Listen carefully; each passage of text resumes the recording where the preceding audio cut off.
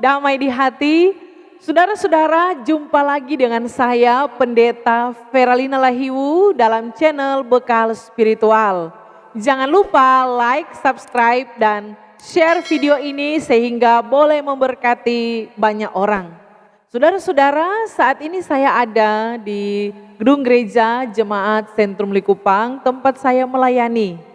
Ya, puji Tuhan, saya percaya bahwa kita semua hari ini dalam keadaan yang sehat, kuat, dan diberkati oleh Tuhan. Saudara-saudara, saat ini saya rindu untuk membagikan kebenaran firman Tuhan yang diangkat oleh MTPJ sesuai dengan bacaan Gemim di Minggu Sengsara yang ke-6, yaitu dalam kitab Lukas pasal 23 ayat 26 sampai ayatnya yang ke-32. Namun sebelum kita membaca firman Tuhan, marilah kita berdoa. Ya Tuhan Allah Bapa di sorga, Bapa yang begitu baik dalam kehidupan kami. Saat ini Tuhan, kami akan membaca dan merenungkan firman-Mu.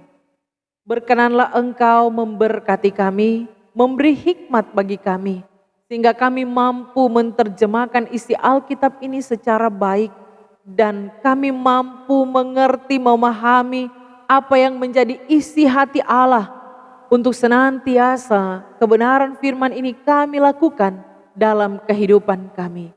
Berfirmanlah bagi kami Tuhan, karena kami telah siap dan rindu untuk mendengarkan firman-Mu.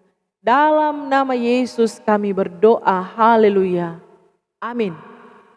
Saudara-saudara, marilah kita baca bagian firman Tuhan ini dalam kitab Lukas pasal 23 ayat 26 sampai ayatnya yang ke-32. Diberi judul, Yesus dibawa untuk disalibkan. Ketika mereka membawa Yesus, mereka menahan seorang yang bernama Simon dari Kirene, yang baru datang dari luar kota, lalu diletakkan salib itu di atas bahunya, supaya dipikulnya sambil mengikuti Yesus. Sejumlah besar orang mengikuti dia, di antaranya banyak perempuan yang menangisi dan meratapi dia. Yesus berpaling kepada mereka dan berkata, "Hai putri-putri Yerusalem, janganlah kamu menangisi aku, melainkan tangisilah dirimu sendiri dan anak-anakmu. Sebab lihat, akan tiba masanya orang berkata, berbahagialah perempuan mandul, dan yang rahimnya tidak pernah melahirkan, dan yang susunya tidak pernah menyusui. Maka orang akan mulai berkata kepada gunung-gunung, runtuhlah menimpa kami, dan kepada bukit-bukit timbunilah kami. Sebab jikalau orang berbuat demikian dengan kayu hidup, apakah yang akan terjadi dengan kayu kering? Dan ada juga digiring dua orang lain, yaitu dua penjahat, untuk dihukum mati bersama-sama dengan dia." Demikianlah firman Tuhan. Saudara-saudara, hari ini tema yang diangkat oleh MTPJ di Minggu Sengsara yang ke-6, mulai dari tanggal 28 Maret sampai tanggal 3 April, yaitu tangisilah dirimu. Saudara, kalau berbicara tangisan atau menangis, ya tentunya setiap kita pernah menangis. Bahkan anak yang baru dilahirkan, ya anak ini ketika lahir dia akan menangis, saudara-saudara. Sehingga menangis itu adalah hal yang biasa dalam kehidupan kita. Karena menangis ini adalah akibat dari munculnya perasaan sedih, kecewa, menyesal, sehingga mencucurkan air mata. Ada orang bilang, menangis bahagia. Saudara, tapi dalam kamus besar bahasa Indonesia, menangis itu adalah akibat dari perasaan sedih, ya, menyesal, kecewa, sehingga dia menangis. Saya punya satu cerita, ya, ini cerita lucu yang saya baca, saudara. Ada ini bule ini mati, ya, dan DP Tamang bule 3 orang, ya. Ini bule pertama, saudara. Waktu DP Tamang bule ini mati, dia menangis, ya. Dia menangis, saudara. Ya, dia pakai itu bahasa Inggris, ya. Dia bilang, "Why you die so fast?" Ya. Mengapa engkau mati begitu cepat pergi meninggalkan mereka? Kemudian bule yang kedua, saudara, dia bilang, please don't leave me. Ya tolong jangan tinggalkan aku. Karena dong sayang sekali dia sama bule ini. Kemudian bule yang ketiga, saudara, oh, we will miss you. Ya, kami akan merindukanmu. Tiba-tiba saudara, ungke ini ya dia ingin tahu saudara. Dia mau bilang apa ini dalam bahasa Inggris. Karena waktu itu yang hadir banyak tuh bule. Ya, ungke ini batamang deh orang-orang bule. Kemudian saudara ungke, dia bisa ini Pak, mayat petalinga, saudara bilang, happy birthday. Ya, saudara yang diberkati oleh Tuhan kita Yesus Kristus. Saya percaya bahwa setiap kita dalam kehidupan yang kita jalani, kita pernah menangis. Tetapi tentunya setiap tangisan kita beda-beda. Dan apa kaitannya menangis dengan bacaan saat ini, saudara-saudara? Ayat 26 dikatakan, ketika mereka membawa Yesus. Siapa mereka, saudara-saudara? Mereka ini adalah imam-imam kepala, para pemuka, dan umat yang ada saat itu. Mereka yang berteriak-teriak untuk menyalibkan Yesus. Mereka membawa Yesus. Ketika mereka membawa Yesus di Bukit Golgota, saudara-saudara, ini dalam perjalanan Via Dolorosa, dalam perjalanan jalan sengsara. Mereka ini menahan seorang yang bernama Simon dari Kirene. Ya, Kirene ini ada di Afrika Utara, saudara, yang kini disebut Libya. Dan Simon ini dikatakan dia baru datang dari luar kota. Mereka menahan Simon untuk apa? Untuk memikul salib palang yang dipikul oleh Yesus, saudara-saudara. Dan Simon dari Kirene ini memikul salib itu. Sambil Alkitab mencatat, lalu diletakkan salib itu di atas bahunya supaya dipikulnya sambil mengikuti Yesus. Jadi saudara-saudara, Simon ini memikul salib itu dan dia berjalan mengikuti Yesus yang ada di depannya. Bapak ibu saudara yang diberkati oleh Tuhan kita Yesus Kristus, memikul salib sambil mengikuti Yesus di jalan sengsara, di jalan Via Dolorosa, itu bukanlah gampang, saudara-saudara. Namun Simon tetap memikul salib itu sambil mengikuti Yesus. Simon tidak menggerutu, Simon tidak mengeluh, dia tidak protes, saudara-saudara, tapi dia sambil jalan saja, saudara-saudara. Karena seharusnya, saudara-saudara, setiap orang yang dihukum, orang hukuman saat itu seharusnya yang membawa palangnya sendiri. Tapi saat itu luar biasa, Lukas menceritakan bahwa Simon membawa salib itu. Inilah yang dapat kita pelajari dari seorang yang bernama Simon dari Kirene, saudara-saudara. Simon ini tetap setia, tetap taat memikul salib itu dan mengikuti Yesus di jalan sengsara. Tadi saya katakan, saudara-saudara, jalan Via Dolorosa saat itu ya, banyak orang. Itu tidak gampang jalan di situ sambil memikul salib. Ya, mungkin kalau yang lain gengsi, saudara-saudara, itu. Tapi Simon, dia tidak protes, dia tidak mengeluh, dia tidak menggerutu, namun dia tetap taat saja memikul salib dan mengikut Yesus. Mungkin saudara kalau jalan tol ya gampang saja, lurus-lurus tidak ada hambatan, saudara. Tapi ini memikul salib untuk naik di puncak Golgota, saudara. Di Bukit Golgota itu suatu hal yang tidak gampang. Sehingga tadi saya katakan kalau jalan tol asik, tidak ada hambatan, tidak ada tantangan, saudara. Mulus saja jalannya. Tapi ini jalan sengsara, ini Via Dolorosa, saudara-saudara. Tidak mudah untuk berjalan dan tidak mudah untuk dijalani. Tetapi ini yang dilakukan oleh Simon. Dia terus mengikuti Yesus di jalan sengsara sambil memikul salib itu. Saudara yang diberkati oleh Tuhan kita Yesus Kristus. Ketaatan Simon ini begitu luar biasa. Mengapa, saudara-saudara? Karena dia mengikut Yesus saat itu. Ketaatan akan membawa kita di jalan yang dilalui oleh Yesus. Sekalipun itu jalan sengsara, sekalipun itu Via Dolorosa, Asalkan kita bersama Yesus, tidak perlu kita takut. Asalkan kita dekat dengan Yesus, kita tidak usah khawatir. Amin, saudara-saudara. Kadang-kadang dalam kehidupan kita ada via dolorosa, ada jalan sengsara, saudara-saudara. Tapi percayalah, sekalipun kita ada di jalan sengsara, kalau Yesus yang kita ikuti itu, saudara-saudara, kita tidak perlu takut dan khawatir. Amin. Saudara yang diberkati oleh Tuhan kita Yesus Kristus.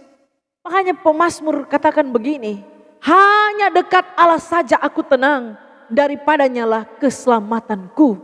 Kalau kita dekat Tuhan, kalau kita ada di jalannya Tuhan, saudara, kita akan merasa tenang. Kita tidak akan takut, kita tidak akan bimbang, kita tidak akan khawatir. Karena kita tahu kita ada di jalannya Tuhan, kita berjalan bersama dengan Tuhan. Amin, saudara-saudara. Sehingga kalau saat ini kita mengalami penderitaan, kalau saat ini kita mengalami pergumulan, atau kita disakiti, kita merasa kecewa, saudara-saudara. Kalau kita mengikuti Yesus, seharusnya kita sadar, ada Yesus di depan kita. Kalau Yesus di depan kita, apa yang harus kita takuti, saudara-saudara? Kalau Yesus ada di depan kita, Dia akan melindungi kita. Amin. Kalau Yesus ada di depan kita, Dia akan menyertai kehidupan kita. Kalau Yesus ada di depan kita, Dia akan menuntun jalan kita. Amin, saudara-saudara. Luar biasa, saudara-saudara. Ini pesan firman Tuhan yang pertama. Ya, taatlah. Karena ketaatan akan membawa kita pada jalan keselamatan. Jangan menyimpang, saudara-saudara, dari jalan Tuhan. Jangan menyimpang. Jangan menyimpang ke kiri, jangan menyimpang ke kanan. Di mana ada Yesus, di situ kita harus ada bersama-sama dengan Yesus dalam jalannya Tuhan. Amin. Jangan keluar jalur. Kalau orang keluar jalur, cilaka, saudara-saudara, ya. Kalau kita ada dalam Yesus, di jalannya Yesus, percayalah kita akan dilindungi dan diberkati oleh Tuhan. Amin. Kemudian saudara-saudara, dikatakan bukan cuma Simon yang mengikuti Yesus. Tapi ayat 27 dikatakan sejumlah besar orang mengikuti dia. Wow. Berarti saudara-saudara ini menunjukkan pada saat itu di Yerusalem banyak orang yang ketika Yesus melalui Via Dolorosa, jalan sengsara, banyak orang juga yang ikut dia, saudara-saudara. Amin. Kita juga pengikut Yesus. Amin, saudara-saudara. Ya, saya percaya bahwa kita yang ada saat ini, semua kita orang percaya adalah pengikut Yesus. Namun saudara-saudara yang diberkati oleh Tuhan kita Yesus Kristus, apakah sejumlah besar orang yang mengikuti dia saat itu, ya, adalah pengikut Yesus? Apakah yang mengikuti Yesus saat itu adalah orang-orang yang percaya kepadanya? Ataukah mereka hanya bersimpati? Ataukah mereka hanya, orang Manado bilang, dorang cuma iko rame, saudara-saudara. Sehingga ada istilah bilang, lebih baik iko rame daripada iko mata. Ya, saudara yang diberkati oleh Tuhan kita Yesus Kristus. Tapi saya mau katakan bahwa kalau iko Yesus jangan iko rame, saudara-saudara. Karena iman itu nyanda ikut rame. Tetapi kalau kita ikut Yesus, kita harus sungguh-sungguh ikut Tuhan, saudara-saudara. Karena kalau cuma ikut rame, ya ada saat dimana lekasih tinggal Tuhan Yesus. Sehingga kalau ikut Yesus, saudara-saudara, kita harus punya iman yang sungguh-sungguh. Percaya dengan sungguh kepada Tuhan. Ini satu hal yang luar biasa. Sehingga saudara, orang kalau ikut rame, ya contoh ya, kalau mau pi ibadah. Banyak anak-anak muda kalau mau pi ibadah, saudara, kalau DP tamang satunya pigi, itu DP nama ikut rame, saudara. Makanya saya katakan bahwa kalau ikut Yesus jangan ikut rame. Kalau mau pi ibadah satunya pigi, ya jangan ikut, saudara. Kita punya iman. Kalau dia nyapi ibadah, saya pergi ibadah, saudara. Jangan orang lain mempengaruhi hidupmu, tetapi engkau harus hidup yang dipengaruhi oleh Tuhan Yesus dalam kehidupanmu. Amin, saudara-saudara. Ya, Sehingga kita akan konsisten dengan iman kita. Kita akan konsisten dengan kepercayaan kita. Saudara, ini hal yang luar biasa. Dan dikatakan dari banyak orang yang mengikuti dia ada perempuan-perempuan yang ada saat itu, saudara. Namun ya saya pikir saudara ini perempuan-perempuan Yerusalem. Benar bahwa mereka adalah perempuan-perempuan Yerusalem. Karena memang Yesus menegur mereka saat itu, saudara. Dan dikatakan dalam firman ini bahwa perempuan-perempuan itu menangisi dan meratapi dia. Saudara, menangisi ini ya dalam terjemahan NIV itu dikatakan mereka berduka ya. Kalau orang pernah mengalami duka cita, kita akan tahu perasaan menangis itu seperti apa. Jadi menangis ya memang sedih sekali. Kan orang yang menangis sakit gigi beda dengan orang yang menangis kehilangan orang yang dicintai ya saudara. Sehingga Bapak Ibu Saudara yang diberkati oleh Tuhan, waktu mereka menangisi Yesus, Yesus menegur perempuan-perempuan itu. Dia katakan, hai putri-putri Yerusalem, janganlah kamu menangisi aku, melainkan tangisilah dirimu sendiri dan anak-anakmu. Wah, saudara yang diberkati oleh Tuhan kita Yesus Kristus. Padahal mereka menunjukkan simpati kepada Yesus. Ternyata saudara, Yesus tidak butuh simpati kita saudara. Yang Yesus mau adalah kita menangisi diri kita. Artinya apa saudara? Tangisilah dirimu, ini akan kita bahas sesuai dengan tema yang diangkat oleh MTPJ. Mengapa saudara Yesus mengatakan itu kepada putri-putri Yerusalem? Kepada perempuan-perempuan yang menangis saat itu. Karena Yerusalem akan mengalami kehancuran. Yerusalem akan dikepung oleh tentara Roma pada tahun 70 Masehi saudara. Akibat itu karena akibat dari penolakan mereka kepada Yesus. Makanya saudara-saudara, Yerusalem itu hancur ya. Tahun 70 Masehi. Dan penganiayaan yang akan mereka alami sangat berat. Sehingga pada saat itu kalau ada ibu-ibu hamil atau yang sedang menyusui bagi anak-anak yang ada, mereka berada dalam bahaya yang besar. Makanya di ayat 29 dikatakan, maka orang ayat 29, sebab lihat akan tiba masanya orang berkata, berbahagialah perempuan mandul yang rahimnya tidak pernah melahirkan dan yang susunya tidak pernah menyusui. Ya. Saudara yang diberkati oleh Tuhan kita Yesus Kristus. Dan orang berkata kepada gunung-gunung, runtuhlah menimpa kami. Bukit-bukit timbunilah kami. Karena saudara-saudara, pada saat kehancuran Yerusalem, itu berbagai peristiwa mengerikan yang akan terjadi. Ini akibat dari penolakan mereka kepada Yesus. Bapak Ibu Saudara yang diberkati oleh Tuhan kita Yesus Kristus. Ayat 31. Sebab jikalau orang berbuat demikian dengan kayu hidup, apakah yang akan terjadi dengan kayu kering?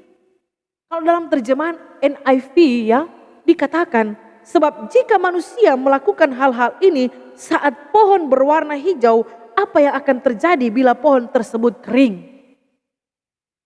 Saudara yang saya kasih dalam Tuhan kita Yesus Kristus yang diberkati oleh Tuhan.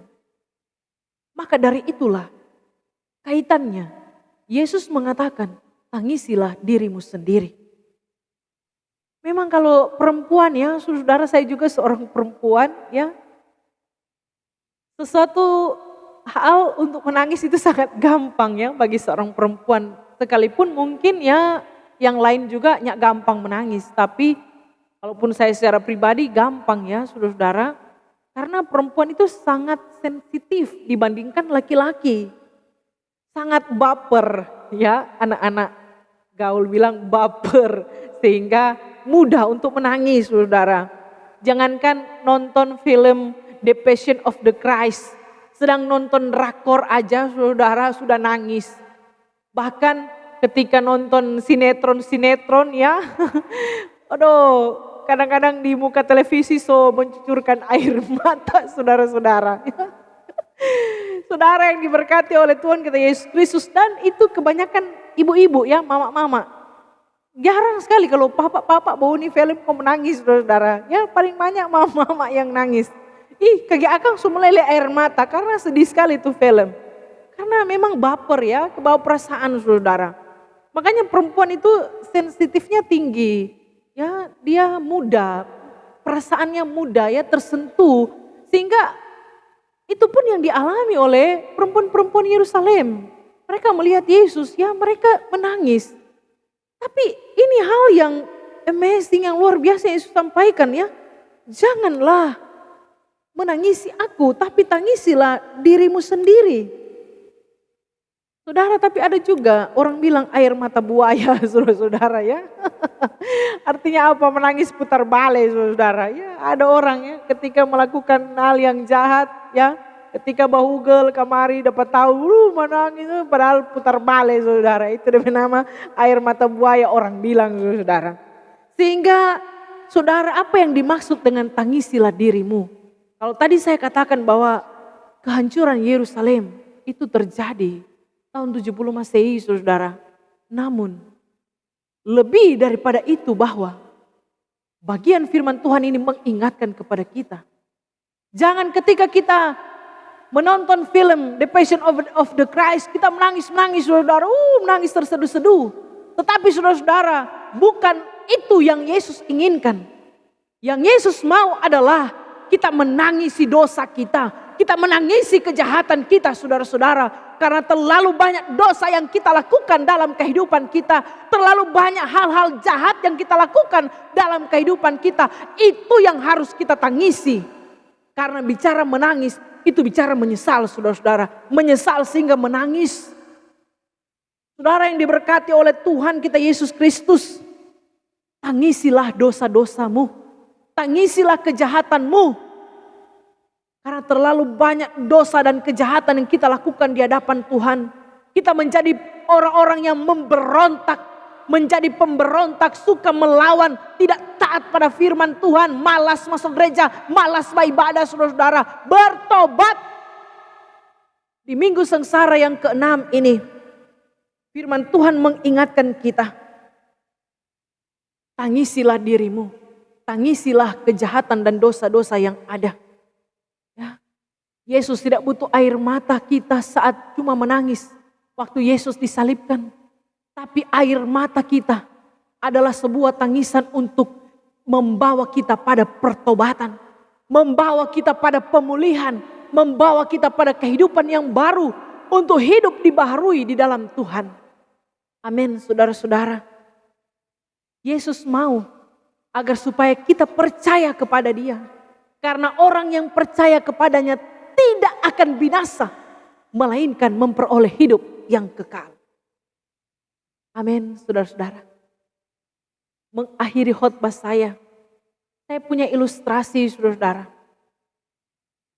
Ya, seekor kancil, dia mengatakan begini kepada singa, ya, raja hutan. Dia bilang begini, singa, di hutan ini bukan cuma ngana yang dorang tako, deng kita le dorang tako.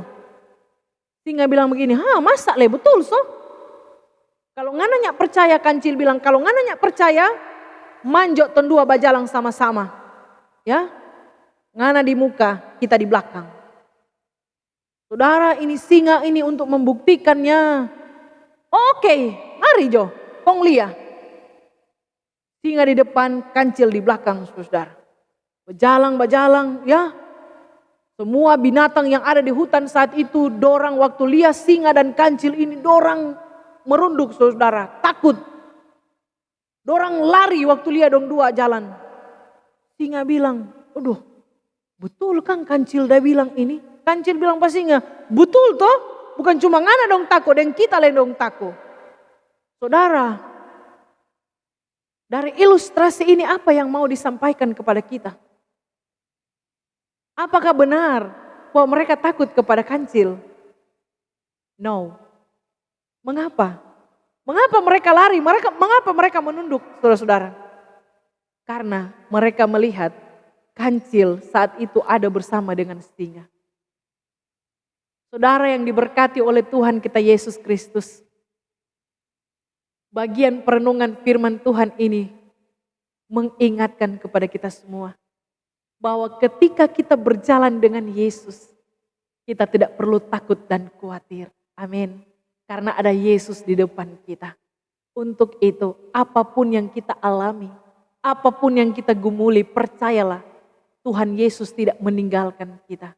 Sedangkan nyawa Dia berikan keselamatan. Untuk itu, kita harus memperteguh iman kita kepada Tuhan. Dan juga di minggu sengsara yang ke-6 ini, memberi perenungan bagi kita, agar supaya kita semakin sungguh-sungguh di hadapan Tuhan. Kalau kita banyak melakukan salah, banyak melakukan dosa, kita orang jahat. Tapi kalau kita datang bertobat kepada Tuhan, Tuhan akan mengampuni setiap dosa-dosa kita. Amin, saudara-saudara. Semoga firman ini memberkati dan menyertai kehidupan kita. Shalom, damai di hati. Mari kita berdoa. Tuhan Allah Bapa di sorga, terima kasih. Ketika kami boleh membaca dan merenungkan firman-Mu, kami diingatkan. Kendati pun kami ada di jalan sengsara. Kami ada di jalan di Via Dolorosa. Kami diingatkan. Kalau kami mengikuti Yesus, kami taat kepada Tuhan, kami berjalan bersama dengan Yesus, kami tidak perlu takut dan khawatir karena ada Tuhan bersama dengan kami. Namun kami pun diingatkan untuk sungguh-sungguh mengikuti Yesus dalam kehidupan kami.